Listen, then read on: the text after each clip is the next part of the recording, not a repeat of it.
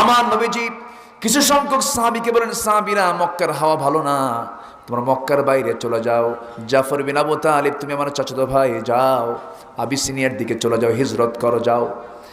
তাকে পাঠিয়ে দেওয়া হলো। তিনি চলে গেলেন পরিবার সহ, আরো কিছু সংখ্যক সাহাবী নিয়ে চলে গেলেন। আমার নবী হিজরত করার আগে কিন্তু ওই সাহাবীরা হিজরত করেছেন, চলে গেছেন। আমার নবীজি মক্কায় থাকলেন, দাওয়াতি কাজ বন্ধ করলেন না। তিনি দাওয়াতি কাজ চালিয়ে যাচ্ছেন। দিন দিন মুসলমানদের সংখ্যা বাড়তেছে।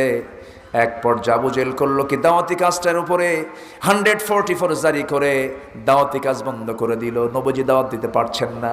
যে কজন সাহাবী পেয়েছেন, কোনো ঘরেও বসতে পারেন না, লোকালয়ে যেতে পারেন না, পাহাড়ি গর্তের মধ্যে রাতের আধারে লুকায় লুকায় সাহাবায়ে কেরামকে নিয়ে রাসূল দর্শ দেন, রাসূল কথাগুলো বলেন, আয়াতগুলো যখন নাজিল হয় তার ব্যাখ্যাগুলো করেন, হাদিস বর্ণনা করেন।